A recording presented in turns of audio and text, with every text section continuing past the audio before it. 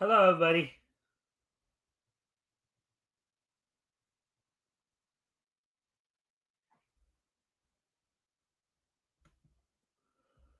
All right, welcome to the Mikestand. I hope everybody's having a good has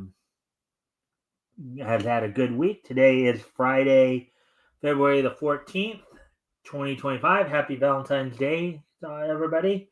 Of course, we're going to give people a chance to come in before we get started. So, saw a pretty funny cartoon earlier today. I was watching an old Oswald cartoon from Walt Land back in 1934, of course. And he ends and the point where he ends up kissing the rear ends of a couple of little lambs. just, and you just see his face afterwards, like,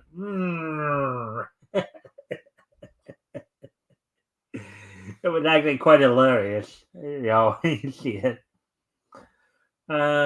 Basically, kind of was a little play on, the cartoon was somewhat of a little bit of a play on the old, the little boy who cried wolf, but instead of a boy, it was two lambs who kept, calling out. The cartoon was called Wolf Wolf, featuring Oswald the Lucky Rabbit, who was, of course, one of the early stars of uh, Walter Lance's career there as a cartoonist. This was of course long before Woody Woodpecker, so this is a few years before Woody Woodpecker and Andy Band and all that. So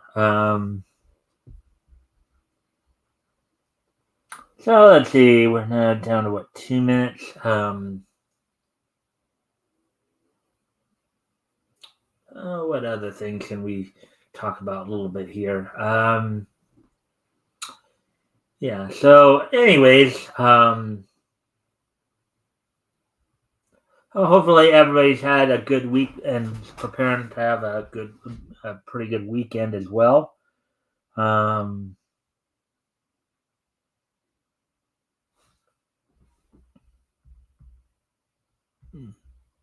Let's see. A friendly reminder, of course, you guys can help out by liking and sharing the stream. See if we can get some more friendly people in here to engage. That'd be appreciated. Also, if anything here grabs your attention, feel free to comment and or ask questions. I'll try to answer the questions to the best of my ability. So with that being said, let's talk a little bit about, now that we're coming up on the 3-minute mark here, let's talk a little bit about what's on tap for tonight. So on tonight's episode of the Mikestand, of course, we're looking at a couple of stories from Bounding into Comics. Talking about how one Marvel Comics executive editor was not overly thrilled in developing Galactus stories, despite the Marvel rivals' popularity. And the other story we're going to look at is the Chinese Warring States manga Kingdom. It got an anime adaptation a few years ago, but now it's finally getting an American getting an American manga adaptation coming up here. So we'll be looking at that. Also, of course, we'll have the wrestling wrap up talking about. Of course, we'll be looking back on last night's Impact as well as last night's Ring of Honor show, looking ahead to tonight's SmackDown and this weekend's slew of events, including Ring of Honor and AW down in Australia, as well as the Vengeance Day pay-per-view. So we'll talk about all that. We'll also have this day in each history. So with all that being said, why don't we go ahead now and let's get started on the material at hand here.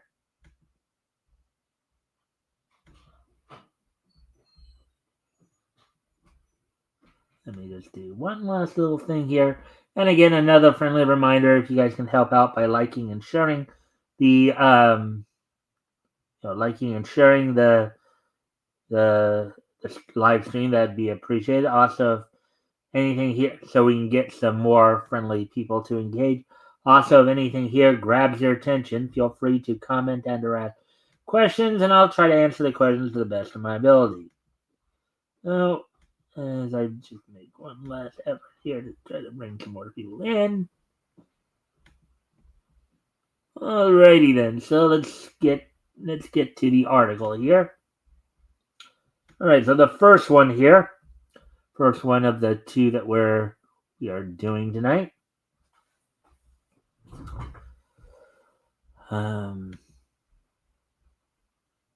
Let's see. Despite Marvel rivals, in smaller quotes, popularity, Marvel comic exec editor says he has no interest in more Galacta stories. Quote, I don't like what the existence of that character does to Galactus, unquote. Article by Spencer McCulley, published yesterday. So let's get into this.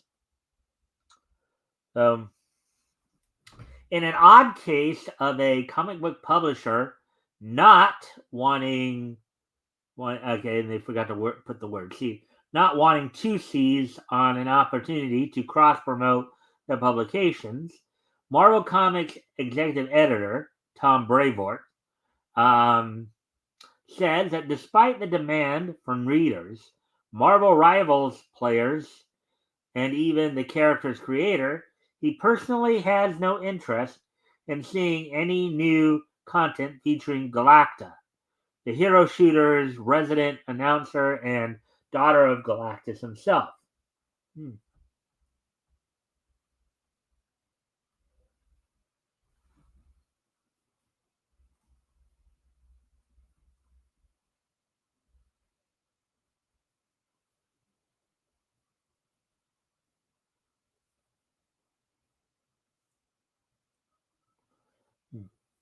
All right.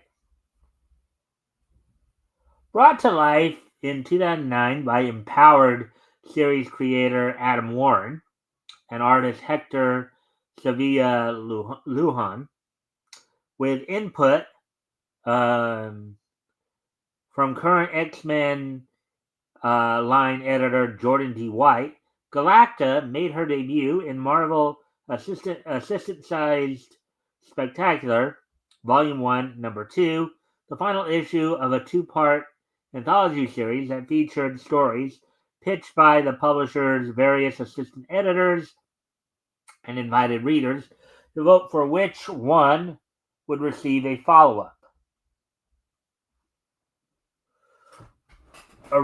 Originally a universe-level parasite that managed to blink itself into existence by way of Galactus's power cosmic, the entity is soon after adopted by the Devourer of Worlds, who proceeds to both transmute its body into the form of a teenage girl, and in recognition of her tapeworm-esque hunger, subsequently adopt her as his own child.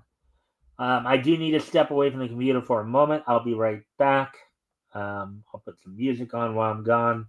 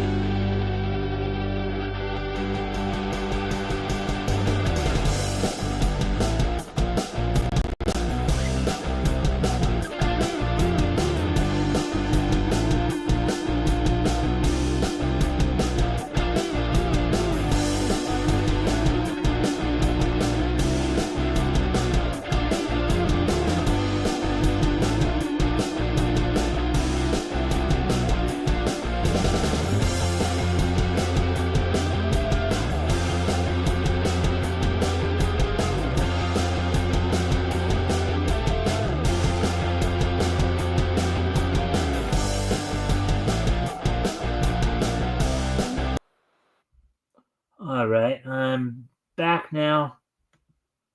So, anyways, continuing on here with the article. Soon I back to it. However, while her father satisfies his appetites on a planet-sized scale, Galacta instead attempts to redirect her hunger, hard as it may be, in service of the human race, using her own power cosmic to both protect them from and feast upon the constant stream of extraplanetary bacteria that continually finds its way to Earth by way of space debris and alien visitation.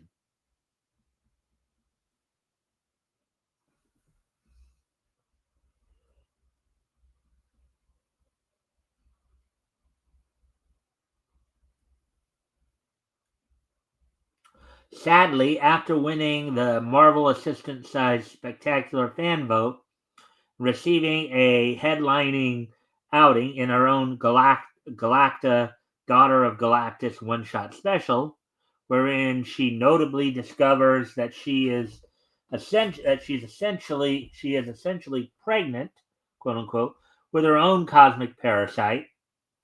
The social media savvy young woman was essentially memory holed by Marvel, making no further appearances in any of the company's related material. That was until March 2024, when after a brief smaller quote, Remember Me cameo in Marvel's Voices Infinity Cosmic, Volume 1, Number 94, the announcement trailer for Marvel Rivals confirmed that Galacta would not only be making an appearance in the NetEase developed hero shooter, but also serving as its omniscient commentator.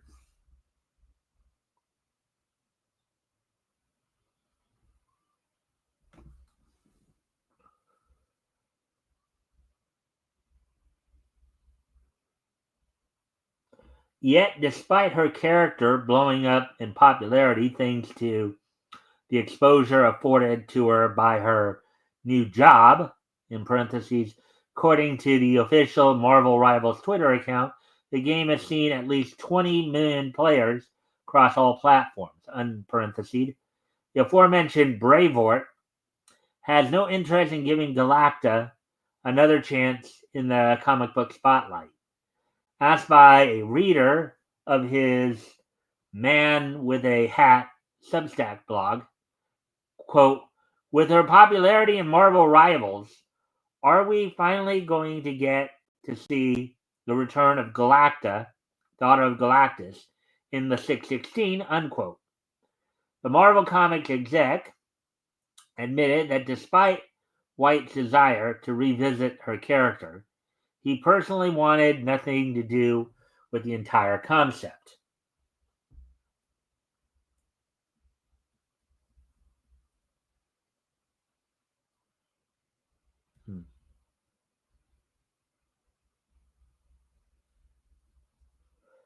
Quote, Jordan D. White has been waiting for his chance to do more Galacta ever since he helped to innovate that character years ago, unquote, said Bravor. Quote, but as the Fantastic Four editor I have to say, I don't like what the existence of that character does to Galactus. So I am very much in favor of refraining from more Galacta content, at least within the mainstream MU, unquote. And of course, this is, of course, an obvious reason why Marvel is losing money on sales when they're not even, I mean, in this case, it's, people are actually wanting this character to return. They're wanting to see Jordan White bring her back. And this guy, Bravort, is just sitting there saying, no, don't have anything to do with it. even though she's popular, even though people obviously want her back, you start flipping the birds to your fan base, flipping birds to your fan base, and you're gonna regret, you're gonna end up regretting it. You know, we've seen that time and time again. But these people just never seem to learn, do they?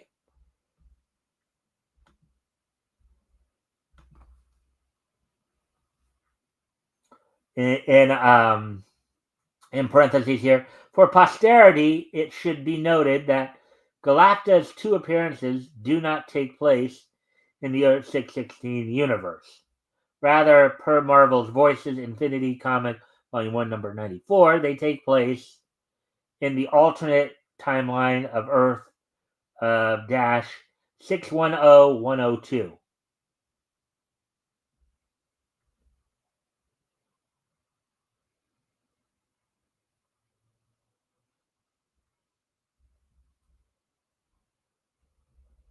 Oh. My condolences for the meal you're about to become, son, but I'm eating for two now.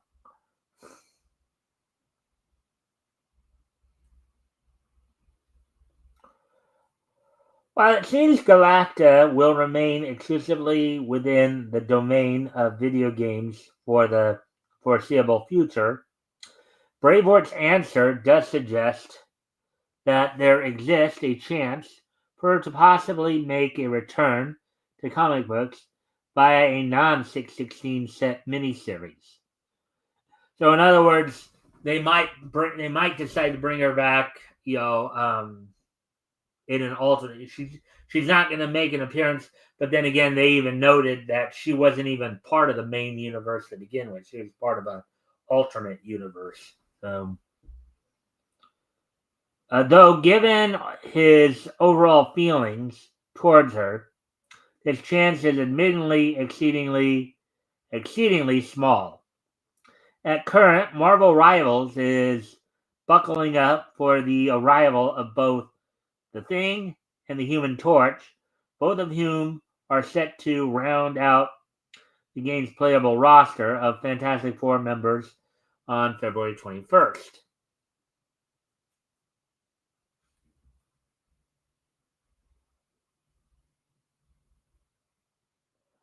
All right, and there we go with that one. There we go with that article. That finishes up that. Let's see now. And again, if you haven't already, if you guys can help out by liking and sharing the stream, see if we can get some more friendly people in here to engage. That'd be appreciated. Also, if anything here grabs your attention, feel free to comment and or ask questions, and I'll try to answer the questions to the best of my ability. So now we're going to move on to this next article here.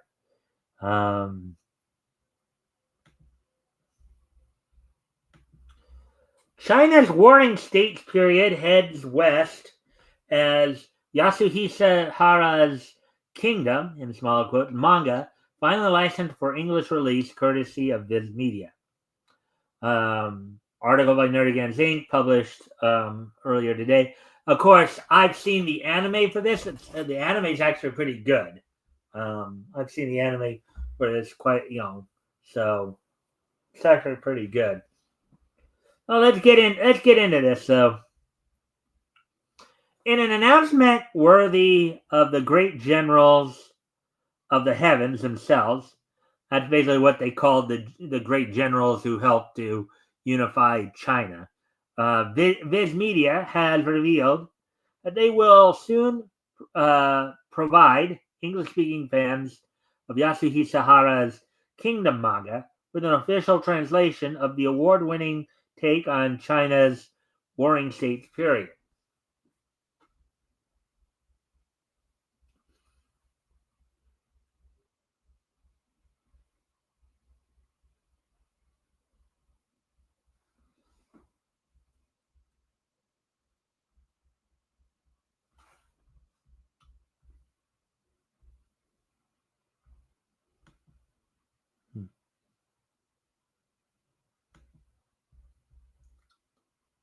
Serialized in Shueisha's Weekly Young Jump magazine since January 2006. Kingdom follows the exploits of Shin, a young war orphan living during China's Warring States era, in parentheses, roughly around 476 to 221 BCE, unparenthesed, who, despite his humble origins, wishes to prove himself as one of Qin State's general of the heavens, quote unquote.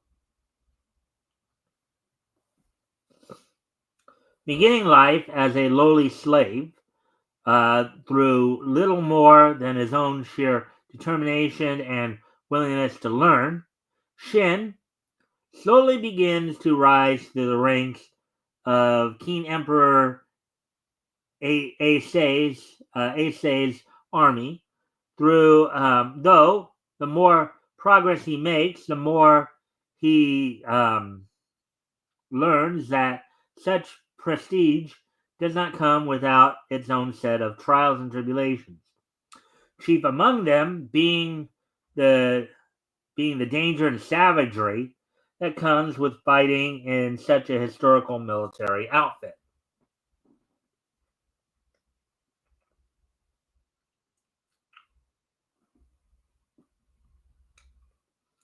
Look at those eyes right there. Fierce. Quite fierce there.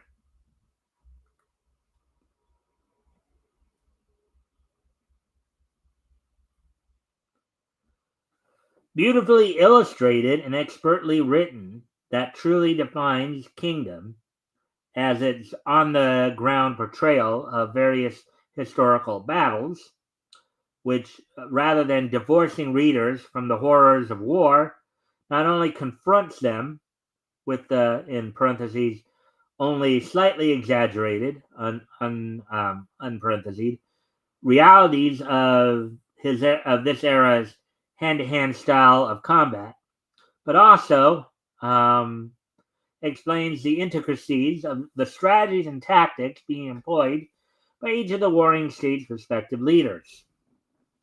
Yeah, I mean, this, as I said, I've seen the anime for this. I haven't read the manga, but obviously the animes take from the manga. Obviously, overall, it's a very good story. It's got a lot of action packed. Learn a lot about military lifestyle and tactics and all that. You know, um, um, let's see. Yet, despite its quality, popularity, and the fact that it has been actively running for nearly 2 decades, for some unexplained reason, not a single Western manga house ever deigned to license the smash hit for English release. It did get an anime adaptation, and the anime adaptation, of course, did get dubbed. I believe it was dubbed up in Canada by Ocean or Blue Water, actually by Azure Studios, but it was dubbed by a lot of the people who normally work for Ocean and Blue Water. Let's see. That was until February 7th, a week ago today, when, following the discovery of a quickly deleted listing for Kingdom's second volume on both Amazon and Barnes & Noble, Viz Media confirmed that Kingdom was the latest series to join the ranks of its licensed offerings. Quote, "The fans have spoken and we heard you.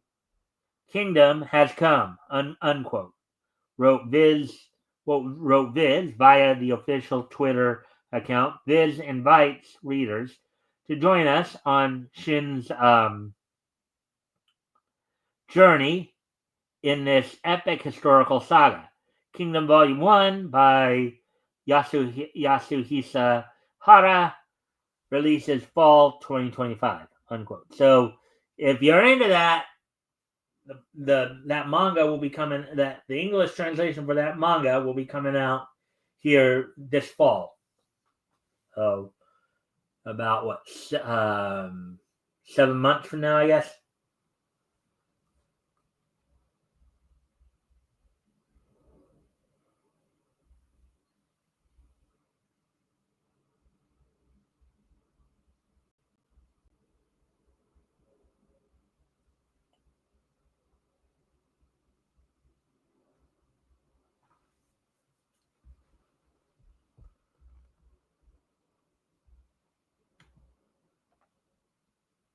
Hmm. Anyways, as we continue on with the article here, notably, as indicated by the fact that the manga's lead character is referred to in Viz's tweet as Shin rather than Shin, it appears that Kingdom's English release will be using the character's historically accurate Chinese names rather than the localized Japanese ones used in its original publication.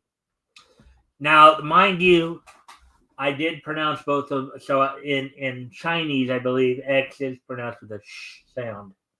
So, um, it's essentially, obviously the same. It's basically pronounced the same. It's just, you know, based on, and you have to consider too. These are both Romanized versions of, or like Romanized Anglo versions of their names too. Um, so. Further, per the aforementioned since deleted Amazon listing for Kingdom Volume 2, the series will be released under the Viz Signature line as reserved for the publisher's more, in smaller quotes, edgy and mature titles, including Ray Hiroe's Black Lagoon, Ishida Sui's Chojin X, Yuji Kaku's Hell's Paradise, Hell's Paradise Jigo Kuraku, and Tizen 5's Takopi's Original Sin. Now, yeah, I could see that why they would want to consider Kingdom a more mature title, considering there is quite a bit of blood and gore. They don't mess around with the idea of war here. They do show you the true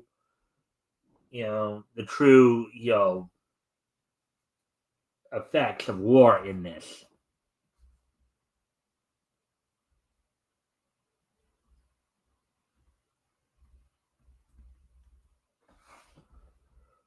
Hmm.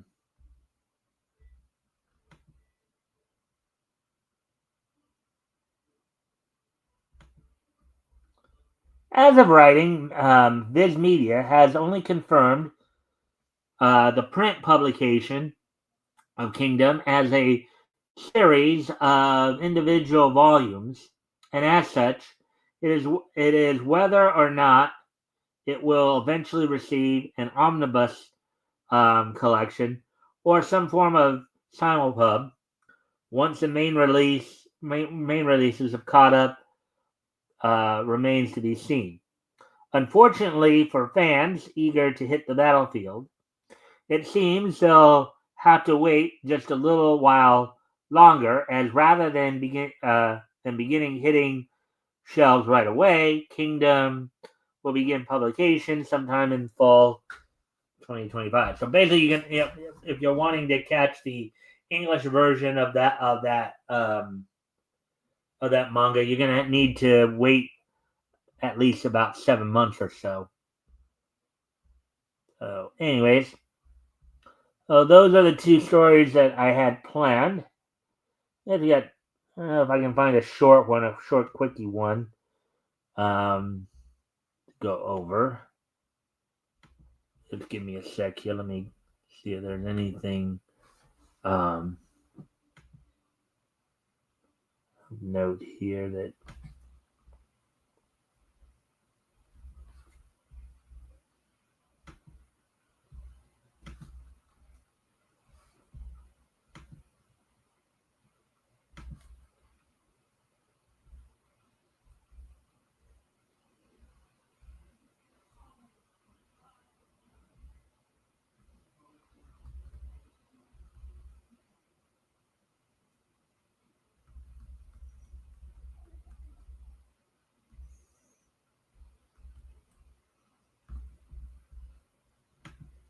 I'm just. And again, as always, guys, if you haven't already, if you guys can help out by liking and sharing the stream, see if we can get some more friendly people in here to engage. That'd be appreciated. Also, if anything here grabs your attention, feel free to comment and or ask questions. I will try to answer the questions to the best of my ability.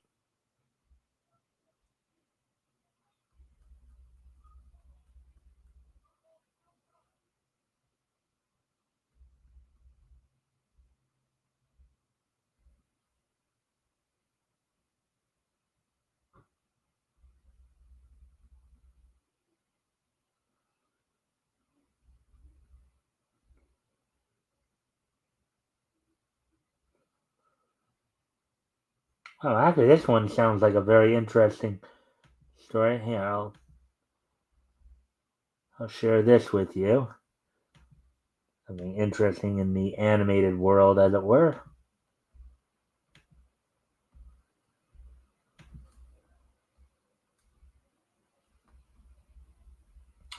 China's animated Ninja 2, um, Ninja 2, first non-Hollywood movie to surpass $1 billion.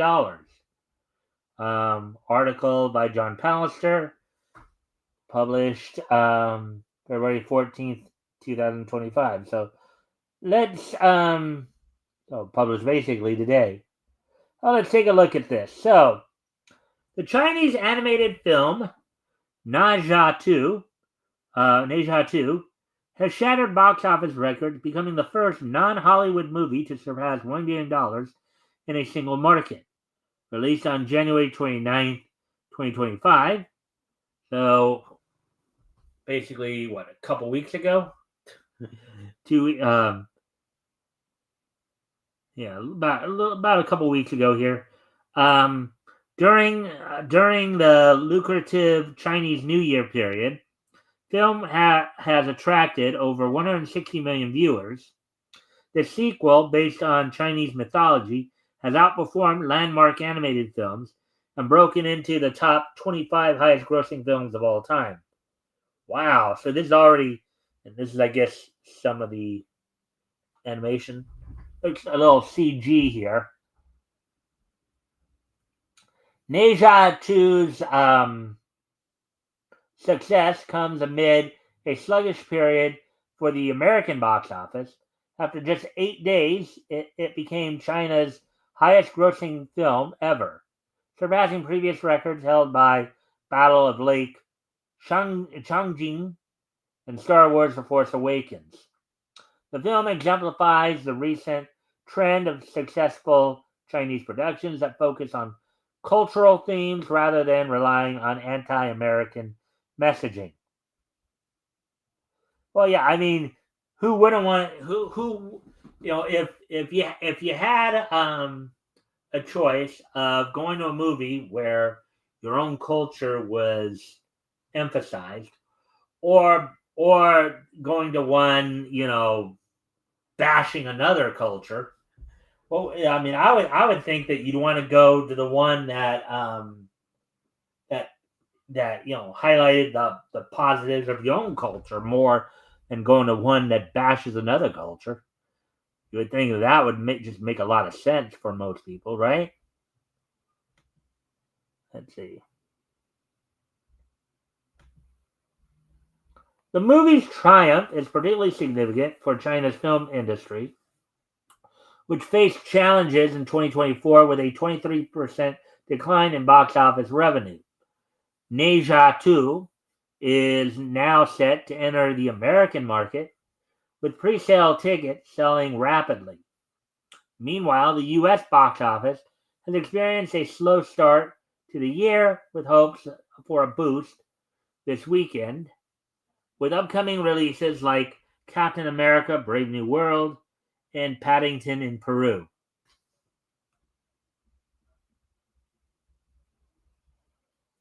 The triumph of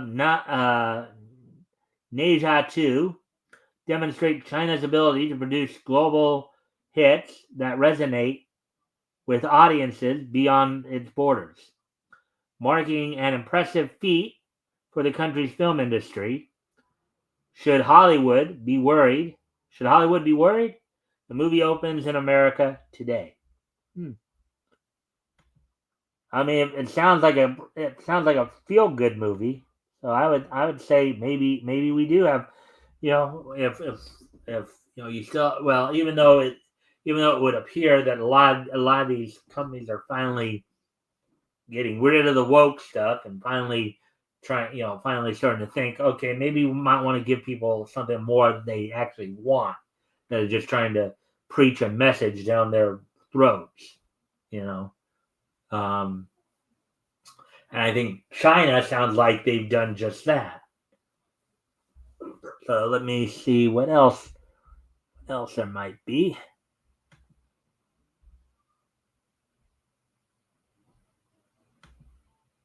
See what else there might be for let's see.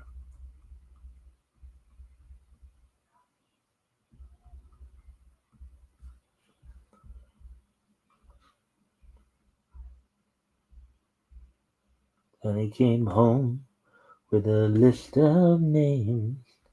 She didn't believe in transcending.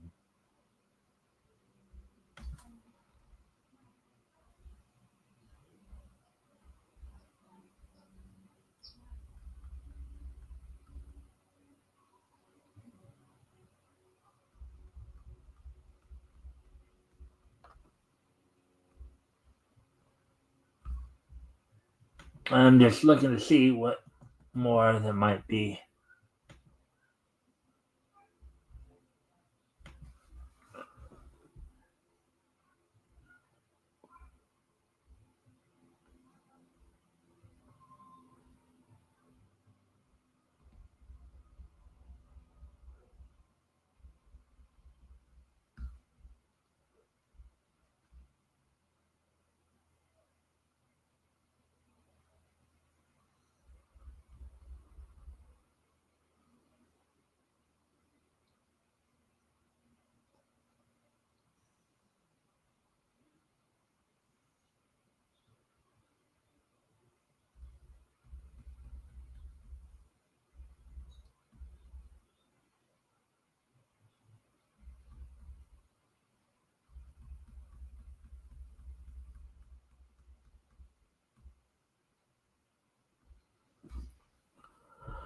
Hmm.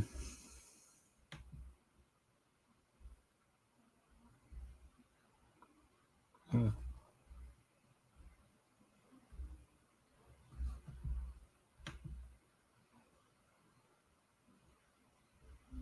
All right, let me see the thing here. Just I said, I'm just looking up some stuff here to see if maybe there might be at least one more story we can do before I head on to um,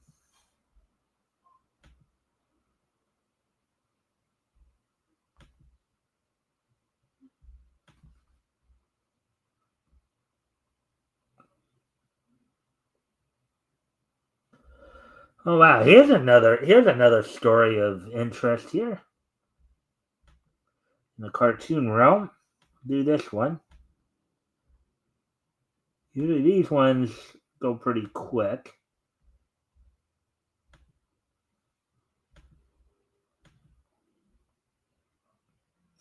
How Looney Tunes almost lost their first Oscar. The story of the first pairing of Tweety and Sylvester.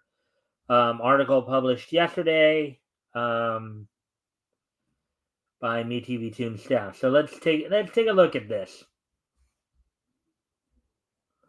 So the cartoon that won Warner Brothers their first Academy Award was almost scrapped.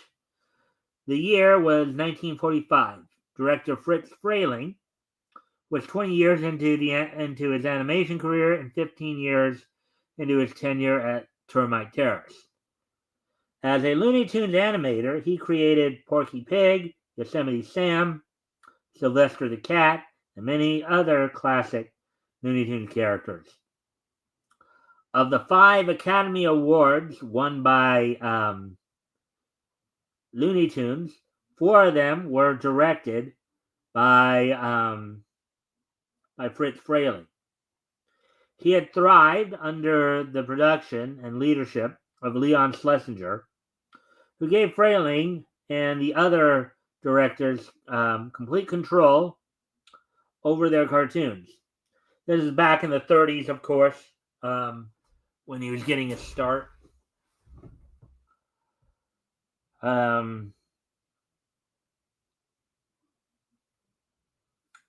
Schlesinger, Schlesinger's hands-off approach allowed the animators the freedom to experiment with comedy styles, animation techniques, and comedy timing. But then everything changed in 1944 when Schlesinger retired and sold his company to Warner Brothers. The animation team at Termite Terrace officially became the Warner Brothers cartoon studio. They had a new boss. Edward Seltzer was appointed by Jack Warner himself to lead the cartoon studio. Seltzer did not come from a cartoon background, but then again, neither did Schlesinger. Taking leadership inspiration from Warner, Seltzer started asking the animators for scripts before a cartoon could go into production. Animator Chuck Jones, described the tense situation as, quote, in his 12-year tenure, it never became apparent to his mouse-like brain that there were no scripts for animated cartoons. So for those 12 dreadful years of his reign, he demanded the impossible, the sort of man, said one writer, who makes his way through life like an untipped waiter, unquote. This certainly sounds harsh, but after experiencing total freedom under Leon Schlesinger, working for Seltzer was frustrating for the animators at Termite Terrace. The tension continued until 1945, when Bob Clampett, the Looney Tunes animator and creator of Tweety Bird, left the studio due to artistic differences. Sources disagree if he was fired by Seltzer or if he left on his own accord, but he left behind several incomplete Tweety shorts.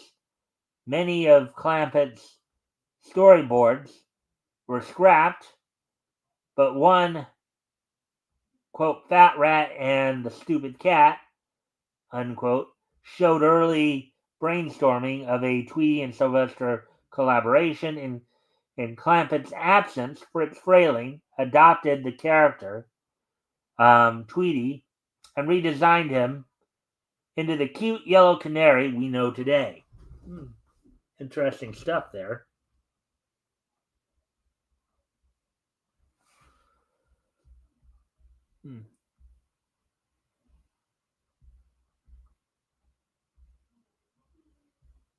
Let's trying to find the cursor here. See if anybody. Again, if you haven't already, you guys can help out by liking and sharing the stream. See if we can get some more friendly people to engage. That'd be appreciated. Also, if anything here grabs your attention, feel free to comment and or ask questions, and I'll try to answer the questions to the best of my ability. With that being said, of course, excited by the opportunity to use Tweety, Fraley paired Clampett's Yellow Bird with his character Sylvester the Cat for a new short called Tweety Pie. With a newly designed Tweety, the project was sure to be a hit. Before production began, Seltzer rejected the cartoon. He thought using Tweety was impractical, and pairing Tweety with Sylvester wasn't a guaranteed hit. Seltzer insisted, instead of Tweety, they pair Sylvester with a woodpecker, going so far as to say, quote, "Oh no, that woodpecker is the whole show," unquote. Um, Sylvester had appeared in other cartoons with the unnamed woodpecker, but with Clampett gone, Frayling saw a lot of potential in Tweety as a strong character. According to Frayling, in his documentary, Fritz on Film, Frayling told Seltzer, quote, "Since you've been here 6 months, and I've been here 15 years, and you know more than I do here, you do it." Wow. That's quite a way of, when somebody starts being a little uppity, that's exactly what you do. Okay, even though you've been here 6 months, I've been here 15 years. I've been doing this for 15 years. But I guess you know more than I do. I've got 8.5 years more experience with this stuff than you do, but you seem to know more than I do. So here you are. You do it. That's the way to do it. That's the way to do it, Fritz. And placed his drawing pencil on Seltzer's desk. Frayling walked out, presumably about to leave the studio forever.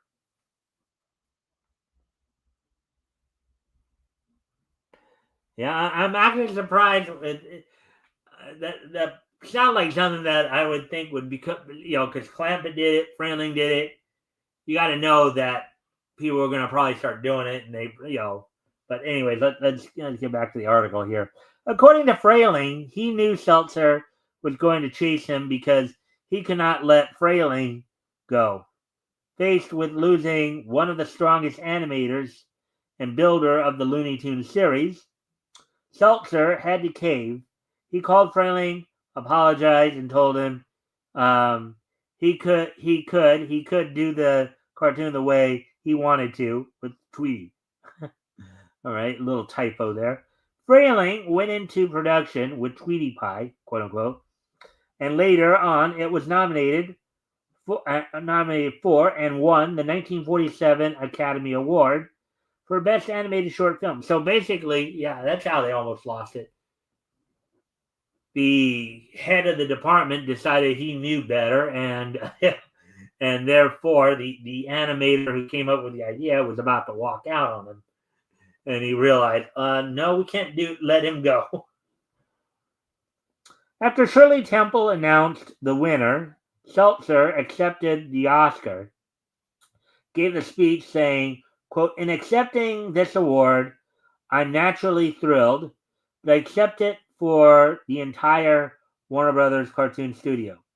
However, the one man who really should be up here getting this award, and not me, is the director of the picture, Fritz Frayling, who is in the audience. I can't pay him too great a tribute. Thank you," unquote. Which is a very nice speech if Seltzer didn't take Frayling's award home and hold on to it until he died. Frayling inherited the Oscar, but the movie he directed. Oh wait. Frayling inherited the Oscar for the movie he directed from Seltzer in 1970.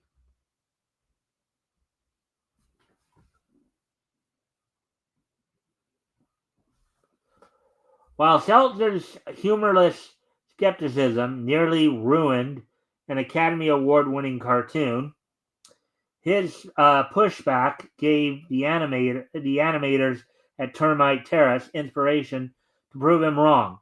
Every time Seltzer said something wasn't funny, like bullfighting or camels, or even the Tasmanian devil, Frayling and his fellow animators would create a cartoon that argued the opposite. Despite Seltzer's tense relationship with the animators, we have him to thank for quote unquote bully for bugs, quote Sahara Hare, unquote, and the cartoon he almost killed, Tweety Pie. Wow. Sometimes it helps to stand up to the boss, doesn't it? Sometimes, not always, but sometimes, it helps to stand up to the boss and stand your ground. All right. So with that being said, now we're gonna go ahead and move on to the wrestling wrap up here. Get caught up on all the latest in pro wrestling. So we're gonna first look back to last night. Talk about what happened on, of course, last night's Impact.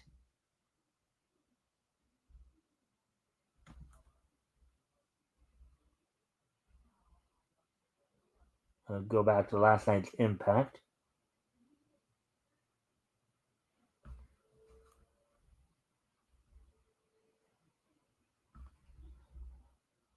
Let's see. On last night's Impact, of course, opening match actually saw Joe Hendry retain the TNA world title over Jake something. Normally you have the world title as a main event match, not your opening match. But this one they decided you have him open it up. Ash and Heather by Elegance defeated the King Bees in just under 5 minutes. Frankie Kazarian defeated Sami Callihan in just under a minute, 45 seconds. Cora Jade from NXT's Cora Jade defeated Xia Brookside. Masha Slamovich retained the Knockouts World title over Savannah Evans. In the main event, actually saw Eric Young defeat Josh Alexander in what is believed to be Josh Alexander's final match with TNA. And I believe his contract is up, and he'll be moving on to other ventures. I take it. So that's all for that. So now what we're going to do, we're going to talk about what happened on last night's Ring of Honor show. The Ring of Honor Club show.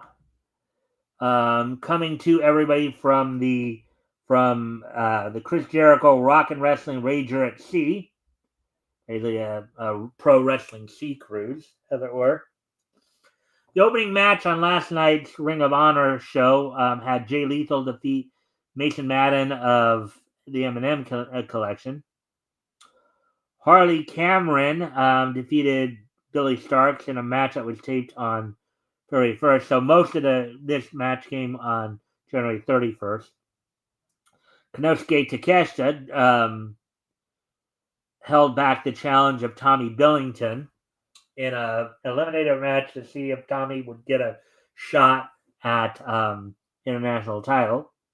The Outrunners defeated the Grizzled Young Veterans in a tag team match in just under 10 minutes. In another match, in a match that was taped on February 2nd, Ricochet defeated Serpentico, and also from that date, Commander retained the Ring of Honor World Television title over Nick Wayne. Now, Ring of Honor also will be involved in a. They also will actually have a show this coming weekend as part of the AEW Ring of Honor Australian tour coming up this weekend.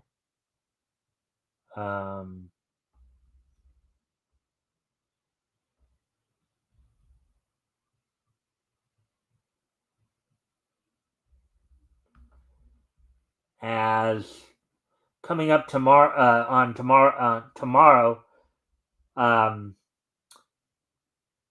Ring of Honor will be and coming from the Brisbane Entertainment Centre as part of the Brisbane tour. AEW Ring of Honor Global Wars Australia.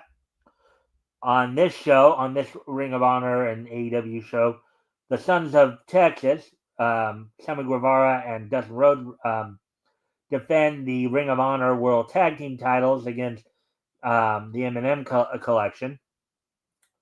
Lee Moriarty defends the Ring of Honor Pure title against one half of the IWGP Junior Heavyweight Tag Champions, Robbie Eagles. In six-man tag action, Bandito and the Outrunners will be taking on the Learning Tree of Ring of Honor World Champion Chris Jericho, Big Bill, and Brian Keith. And then in a match for the Ring of Honor Women's World title, Athena defends against Alex Windsor. So that's all we got for the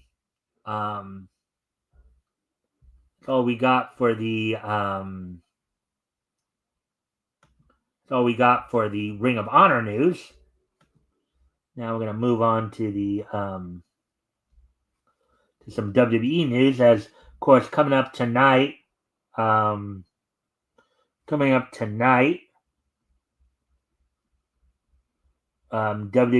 will be having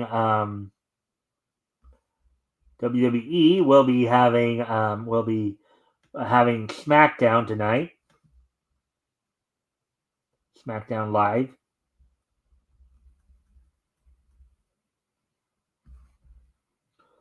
From Washington, D.C. From the Capital One Arena in Washington, D.C. Tonight's SmackDown will feature in a tag team match. Motor City Machine Guns of Chris Sabin and Alex Shelley will be taking on Angel Umberto of Los Garzas. In an Elimination Chamber qualifying triple threat match, you'll see Jacob Fatu taking on Braun Strowman and also taking on Damian Priest. In what is going to be a non-title Elimination Chamber qualifying match, WWE United States Women's United States Champion Chelsea Green will be taking on Naomi in a match to earn a shot in the Women's Elimination Chamber. Of course, the triple threat match I just mentioned, we see who would earn the next shot in the Men's Elimination Chamber. And Tiffany Stratton is set to defend the WWE Women's title against Nia Jax.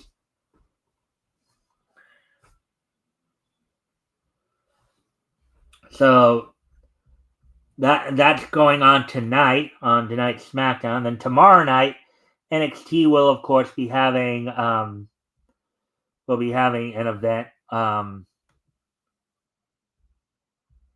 As tomorrow, also from Washington D.C., from a premium live event from the Care First Arena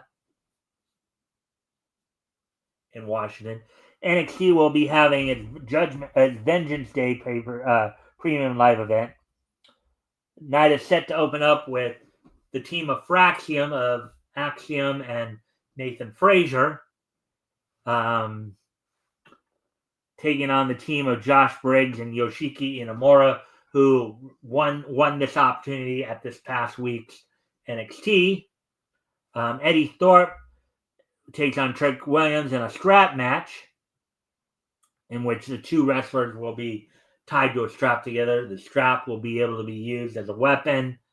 Again, don't know if it's going to be a match where pinfalls and submissions will be a thing, or if there'll be more of a traditional strap match in which you have to drag your opponent around and touch all four corners. So don't know as much about that. Ethan Page is set to take on Javon Evans. In a match for the WWE NXT Women's North American title, Fallon Henley will be defending that title against Stephanie Baker. In what is now a fatal four-way match for the NXT Women's Champion, Julia will be defending against her challengers Bayley from the main roster, Cora Jade, and Roxanne Perez. The Roxanne Perez, the woman that Julia beat to become the NXT Women's Champion. And a triple threat match for the NXT title, Opa Femi defends the title against both members of A-Town Down Under, Austin Theory and Grayson Waller. So now we've gone through all the now in other WWE news as well. Let me just get you caught up on some other WWE news too. It was also announced on ESPN yesterday, I think yesterday, that joining the 2025 class, Hall of Fame class, WWE Hall of Fame class, Michelle McCool will be getting inducted in the WWE Hall of Fame along with Triple H. So now the first two inductees for the 2025 class having been announced of Triple H and Michelle McCool. So that was also announced. Now, to also talk a little bit about one more thing happening tomorrow, over the weekend here, as AEW will be holding its, aside from what we had already talked about, of course, AEW will also be holding its Grand Slam event tomorrow from the Brisbane Entertainment Center.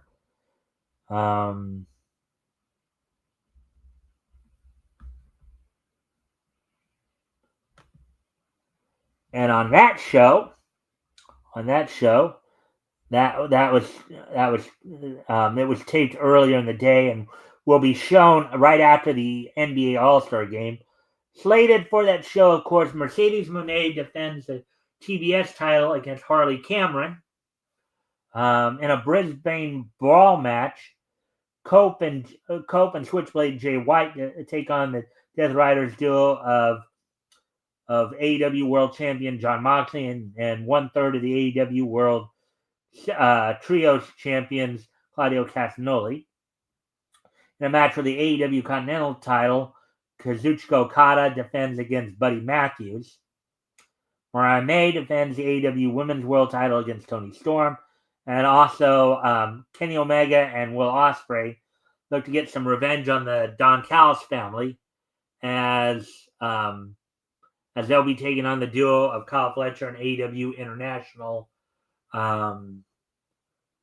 Heavyweight International Champion Konosuke Takeshita.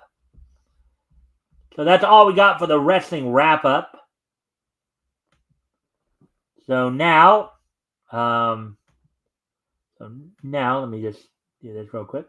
Now, of course, with today being Friday, February the 14th, 2025, let's take a look back at this day in Niche history.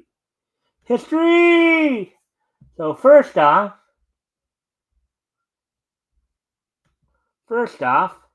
on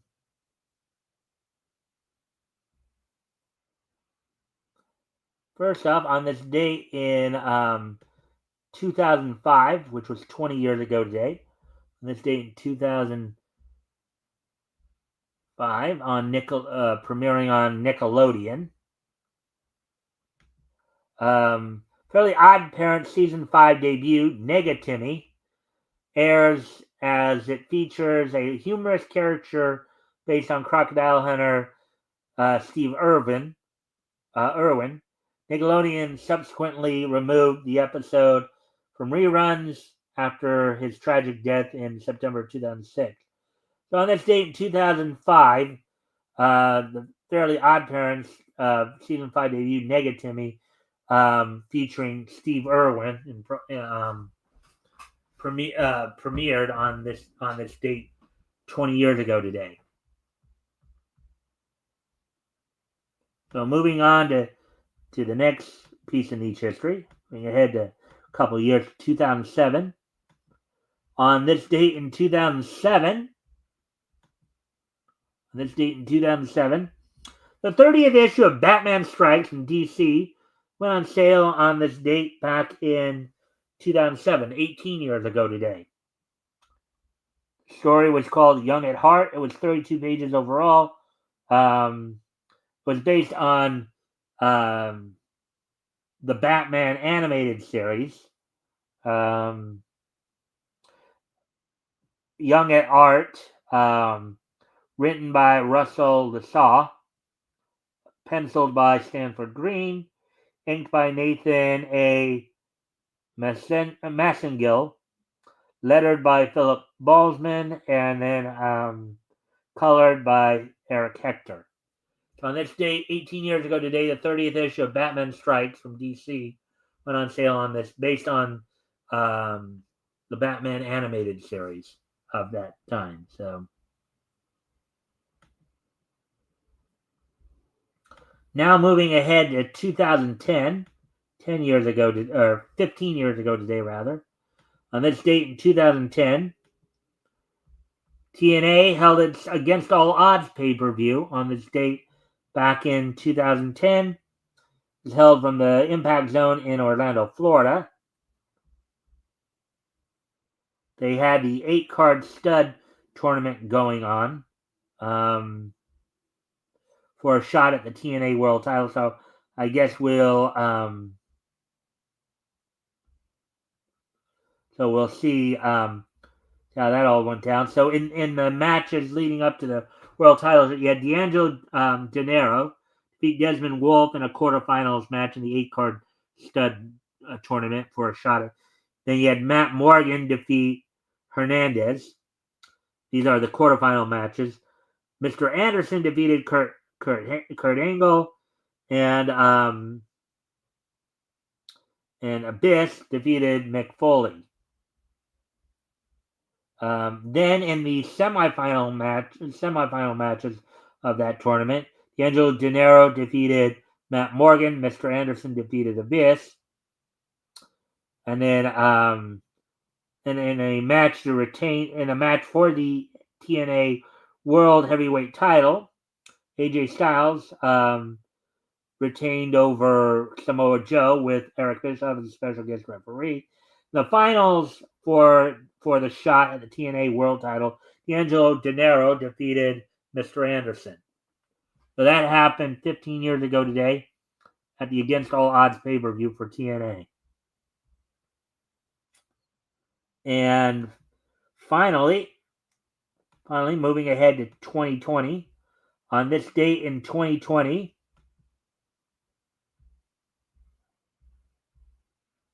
let me see. On this date in 2020, I believe it was, yeah. Madhouse's OVA ACA 13 Territory Inspection Department Regards was released on this date back in 2020. So 5 years ago today, the Madhouse OVA ACA 13 Territory Inspection Department Regards was released on this date back in 2020. So anyways, with all that being said, I hope everybody enjoyed the show tonight. Let's see. We'll be back here on Sunday for our historical comic retrospect. We'll be looking back at comics in April of 1940. We'll be focusing in on standard comics, looking at Thrilling Comics Volume 1, Issue 5. I'll have Rick Piper here as my co-host. So with that, I thank everybody for being here, and I hope to see everybody back here on Sunday. Bye!